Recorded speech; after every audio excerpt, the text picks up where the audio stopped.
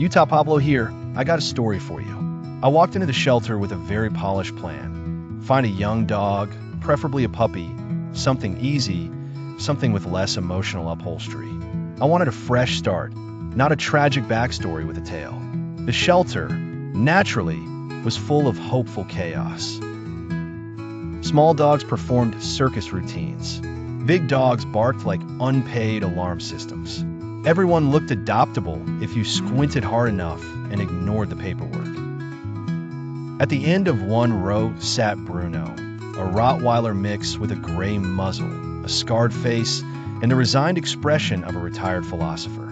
He was large, silent, and clearly not part of my adorable little plan. Then he stood, trotted to the back of his kennel, and returned carrying a ragged blue fleece blanket in his mouth, like it was a royal treasure or a family heirloom or possibly the last committee-approved asset in his portfolio.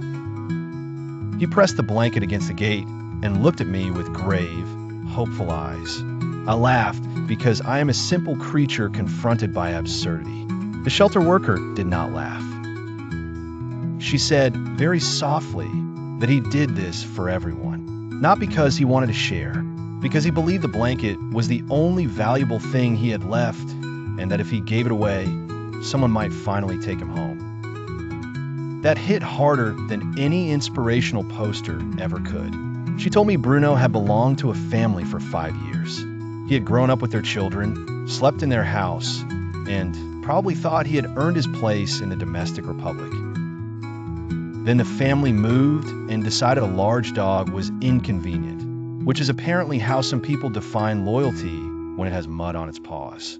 They surrendered him with a little food, some records, and the blanket for puppyhood. It was the last familiar thing he owned.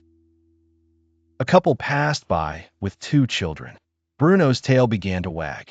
He grabbed the blanket and hurried to the front like a salesman with stock and hope. The father glanced at the kennel card, glanced at Bruno, and said they should probably get something smaller. The family moved on. Bruno lowered himself onto the floor, laid his chin on the blanket, and looked disappointed in a way that suggested he had become an expert through repeated training. I had come for easy. Bruno was not easy. Bruno was a lawsuit against my priorities. He was the kind of dog people misread before they even met him, which is often how society handles anything large, quiet, and inconvenient.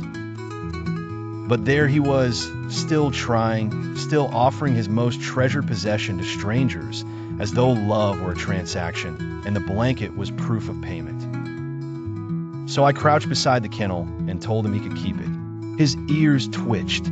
His tail moved once, like it had to consult legal counsel. I told the volunteer I would take him. She blinked at me as if I had suddenly announced I was buying a lighthouse.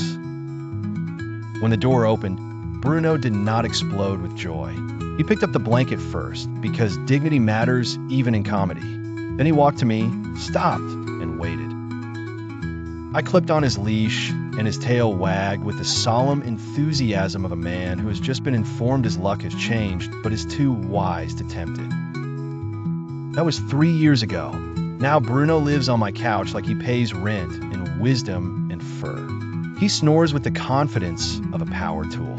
He has more toys than any creature needs, which he ignores with the sophisticated contempt of someone who has already made his emotional purchases. Every night, he still sleeps with that same blue blanket, no longer as a sacrifice, but as proof. He never needed to give away the only thing he owned to deserve a home. He already had the only thing that mattered. I walked into that shelter looking for the easiest dog to love. I left with Bruno, who taught me that love is not a bargain, not a trade, and definitely not a blanket handed over in desperation. Love is the moment someone stops asking what they must give away and finally understand they were always worth taking home.